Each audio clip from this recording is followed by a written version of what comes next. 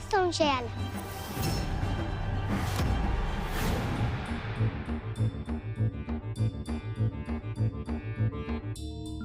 आज ना मी तुझ्या छान 2 येण्या घालून देते.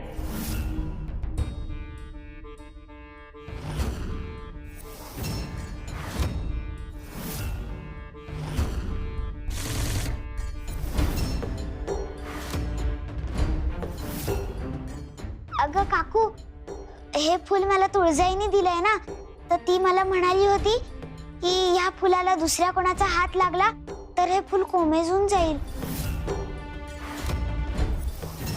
अगं बाई, होय का? मला माहित नव्हतं ग. आता नाही हात लावणार, चुकलंच माझं.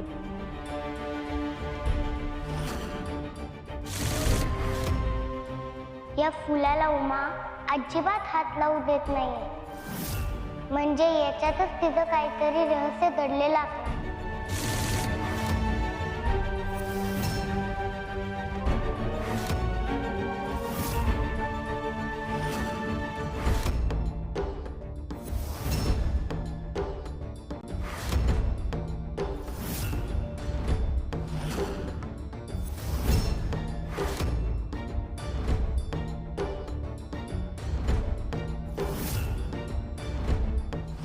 म्हणूनच मी ते फूल बदललं आणि तुला तिचं सत्य दिसायला लागलं.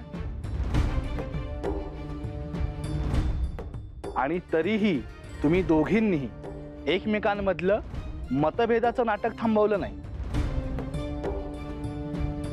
मत्सरच यशस्वी होतो आहे असं त्याला वाटावं म्हणून तुम्ही दोघीही एकमेकांच्या विरोधात उभ्या राहिलात.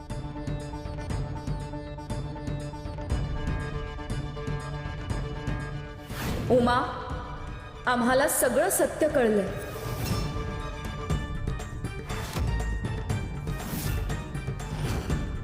जगदंबाने तुला कड्यावरून ढकलण्याचा प्रयत्न केलाय हे समजलंय आम्हाला. तुझं याग असं नाहीये, उलट मीच तिला वाचवलं. हो, वाचवलंस. हे प्रकरण आपल्या अंगाशी येईल याची भीती वाटली म्हणून. तशी तुझी इच्छा नव्हतीच.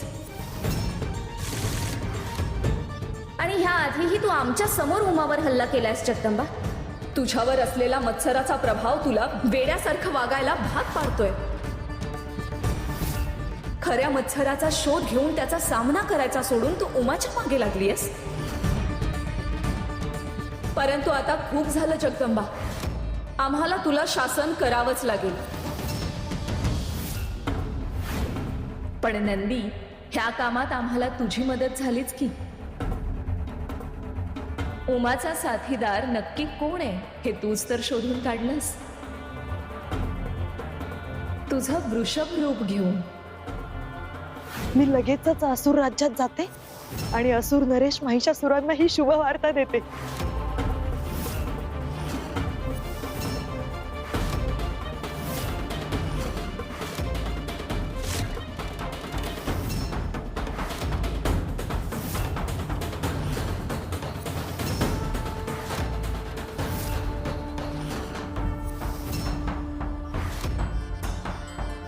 काही नाही, बैलाचा आवाज येतो.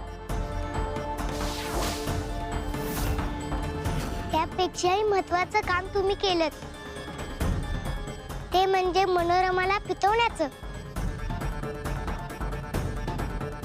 हो, खरं तर शुंभा तिच्याशी जे वागली त्यामुळे ती धुमसत होतीच. मी फक्त त्या ठिणगीवर फुंकर मारून वणवा पेटवण्याचं काम केलं.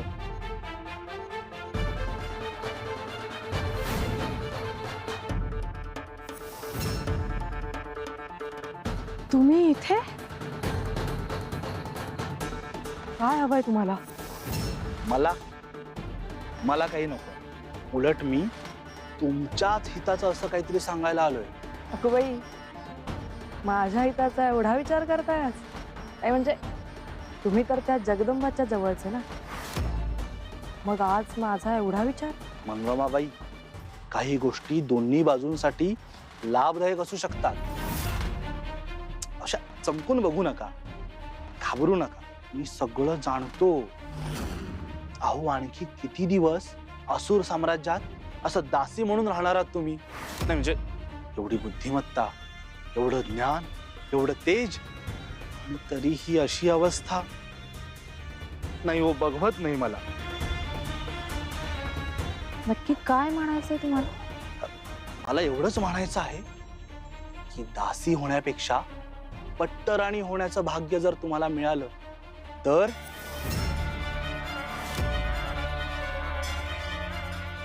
हे बघा, इच्छा आणि वस्तुस्थिती ह्या दोन वेगवेगळ्या गोष्टी, कळलं? म्हणजे म्हणताय ते अशक्य आहे, आणि कुणाला कळलं तर याचे काय आणि किती भयानक परिणाम होतील याचा अंदाज आहे का तुम्हाला? अहो कुणाला काही कळणार नाही. अहो काय बोलताय तुम्ही? अहो तुम्हीच असुर साम्राज्ञीनेच तुमचे कसे हाल केलेत, आठवा जरा. तू एक दासी आहेस हे विसरू नकोस.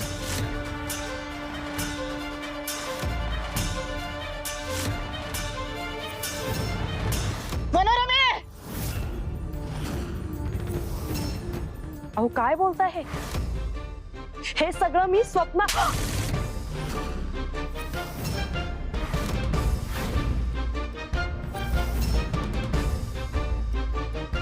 पण हे सगळं तुम्हाला कसं माहित? अहो आत्ताच म्हणालात ना, मी जगदंबाच्या जवळचा आहे, आणि आता जगदंबा कोण आहे याची मी तुम्हाला पुन्हा आठवण करून देण्याची गरज नाही. तुम्ही तुमचा विचार करा मनोरमाबाई, तुमच्यावरच्या अन्यायाचा सूड घेण्याची, असुर साम्राज्ञीच्या नाकावर टिचून महिषासुराची पट्टराणी होण्याची.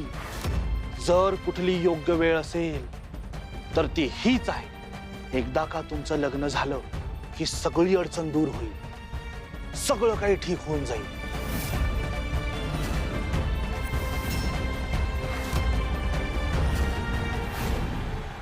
अगं मूर्ख दासी, हे काय आहे? आणि तू इथे काय करतेस? तू तुळजाचं रूप का घेतलंयस? का असा मूर्खपणा केलायस?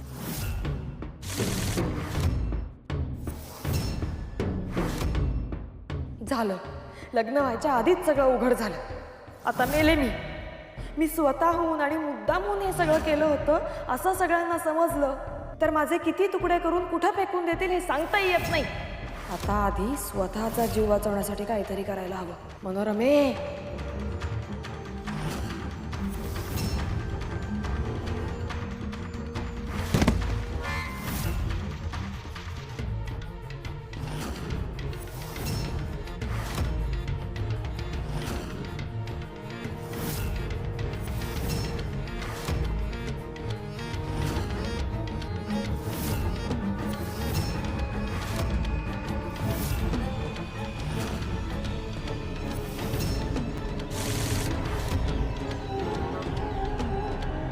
जगदंबा, तू मत्सराला धडा शिकवण्यासाठी खूप गोष्टी सहन केल्यास, पण तुझ्याबरोबरच तुझ्या जवळच्या अनेक लोकांनी ते सहन केले. आता मत्सराचा सगळा खेळ संपलाय, तरीही तुझ्या जवळच्या माणसांची चिंता संपलेली नाहीये. ते सगळे तुझी वाट पाहतायत जगदंबा. आपण गेलं पाहिजे.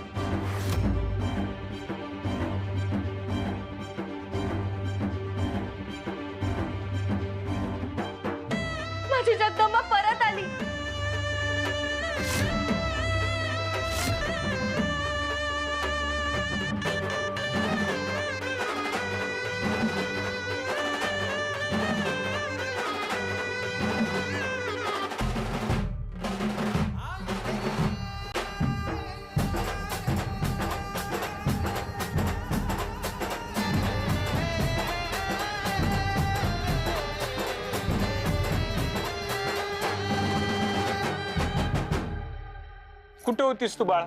तुझी काळजी लागून राहिली होती ग मला. काळजी कशाला करायची बाबा? काळजी करायची नाही म्हणजे? बाप आहे मी तुझा. तुझ्याबद्दल गैरसमज करून घेतला आणि तुला नाही नाही ते बोललो. माझं चुकलं, मला माफ कर.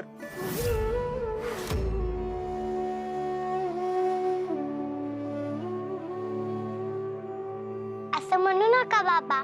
नाही, बोलू दे मला.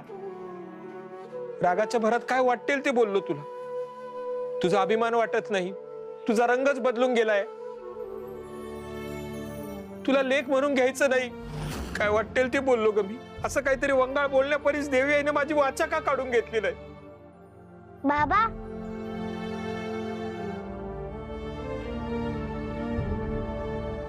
नाही बाळा, माझं चुकलं. शक्य असेल तर मला माफ कर.